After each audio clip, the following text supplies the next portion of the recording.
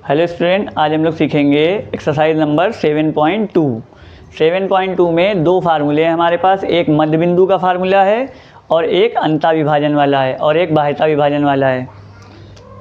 Main formula हमारा पहला है मध्य बिंदु के निर्देशांक निकालने के लिए। तो मध्य बिंदु के निर्देशांक निकालने का फार्मूला होता है हमारा मध्य बिंदु के निर्देशांक बराबर, इसका फार्मूला होता है ब्रैकेट में x1 plus x2/2 comma y1 plus y2/2। ये हमारा मध्य बिंदु के निर्देशांक निकालने का फार्मूला है। इसी तरीके से दूसरा फार्मूला है अंता विभाजन करने वाले बिंदु के निर्देशांक, अंता विभाजन करने वाले बिंदु के निर्देशांक निकालने का फार्मूला होता है m1 x2 plus m2 x1 बटे में m1 plus m2 comma m1 y2 plus m2 y1 बटे में m1 प्लस m2। ये हमारा फार्मूला है अंता विभाजन वाला। और इसी तरीके से अगर बाह्यता विभाजन वाला करेंगे तो यहाँ पर बीच में दोनों साइड माइनस लग जाएगा। वैसे मेन सवाल जो है अंता विभाजन वाला ही है। तो हम लोग पहला सवाल देखते हैं। पहले सवाल में दिया गया है उस बिंदु के निर्देशांक ज्ञात कीजिए जो बिंदुओं -1,7 और 4,-3 को मिलाने वाले रेखाखंड को 2:3 के अनुपात में विभाजित करता है। तो इसके लिए देखिए, सबसे पहले हमारे पास जो बिंदु दिए गए हैं -1,7 और 4,-3, तो इससे हमारी x1 y1 हो जाएगा और ये हमारा x2 y2 हो जाएगा।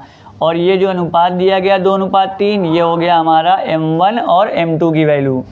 तो हम लोग को उस बिंदु के निर्देशांक ज्ञात करने हैं, तो यहाँ पर लिखेंगे बिंदु के निर्देशांक। बिंदु के निर्देशांक के लिए हम लोग अंता विभाजन वाला ही फार्मूला लगाते हैं अगर कुछ नहीं दिया जाता है तो यहाँ पर लिखेंगे m1 x2 plus m2 x1 बटे में m1 plus m2 comma m1 y2 plus m2 y1 और बटे में m1 प्लस m2। अब देखिए, बराबर का साइन इसी रहेगा। m1 की वैल्यू है हमारे पास 2 और x2 की वैल्यू है 4, m2 की वैल्यू है 3 और x1 की वैल्यू है हमारे पास -1 और बटे में हो गया 2 + 3 m1 + m2। m1 की वैल्यू हो गई 2 और y2 की वैल्यू हो गई हमारे पास -3 और m2 की वैल्यू हो गई 3 और y1 की हो गई हमारे पास 7 और बटे में हो गया 2 + 3। अब देखिए, 4 दूनी हो गया 8 और प्लस माइनस हो गया -3 एकन्नम 3 और नीचे हो गया 3 2 5, 2 3 6 माइनस का और ये हो गया 7 3 21 बटे में 3 और 2 5। तो 8 में से 3 गया, बचा 5 बटे 5 और -6 + 1 21 है, माइनस प्लस हो गया -21 में 6 गया 15 बटे 5, बड़ी संख्या प्लस की, प्लस लगाया नहीं जाता, 5 से इसको काट दिया, 5 एकन्नम 5, 5 3 15। तो ये आ गया हमारा 1,3। इस तरीके से ये सवाल हो गया हमारा। अब हम लोग दूसरा देखते हैं। अब हम लोग देखेंगे दूसरा सवाल। दूसरा सवाल है हमारा बिंदुओं 4,-1 और -2,-3 को जोड़ने वाले रेखाखंड को समत्रिभाजित करने वाले बिंदुओं के निर्देशांक ज्ञात कीजिए। समत्रिभाजित मतलब 3 बराबर भागों में बांटने वाले बिंदु के निर्देशांक ज्ञात करने हैं। पहले हम लोग एक रेखाखंड खींचेंगे। एक रेखाखंड हो गया हमारा A और B।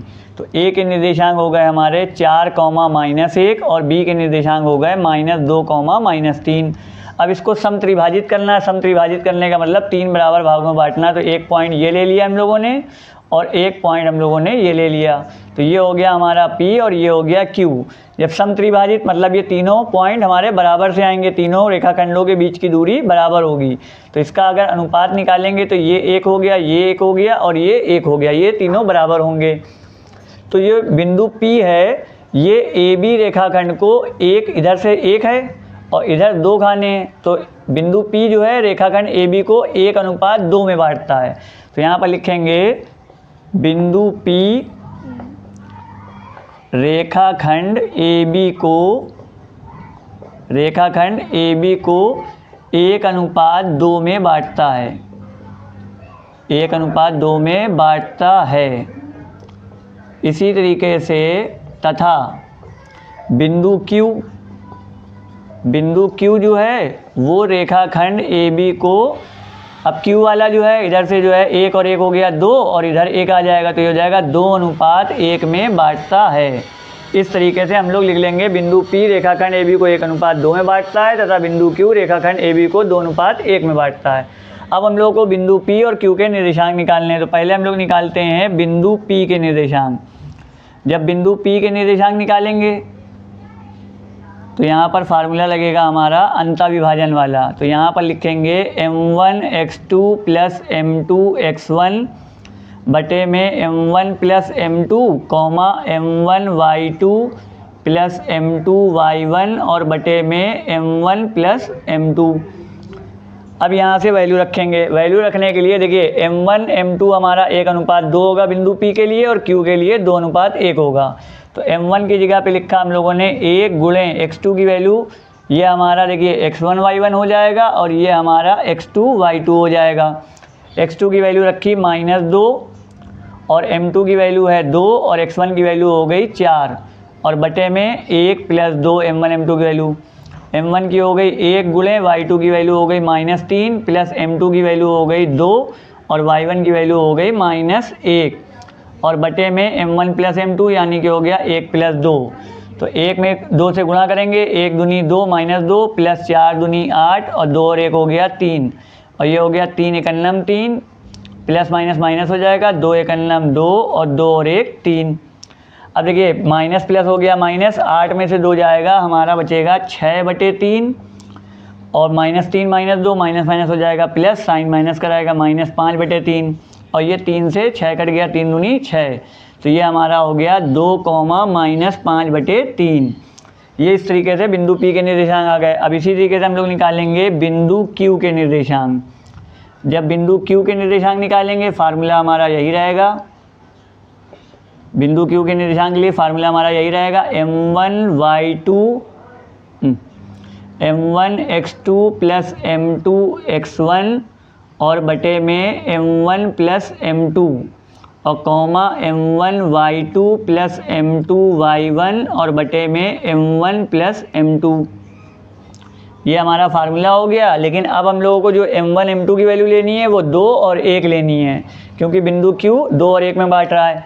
तो यहाँ पर लिखा पहले 2 गुणे x2 की जगह पे लिखा -2 प्लस m2 की वैल्यू हो गई 1 और x1 की जगह पे लिख दिया हम लोगों ने 4 और बटे में हो गया 2 प्लस 1 और m1 की वैल्यू है 2, y2 की वैल्यू है -3 प्लस m2 की वैल्यू है 1 और y1 की वैल्यू हो गई -1 और बटे में 2 प्लस 1 तो 2 दूनी हो गया -4 और ये हो गया +4 बटे में 3, 2 तिहाई -6 और प्लस माइनस हो गया -1 एकन्नम 1 बटे में 3।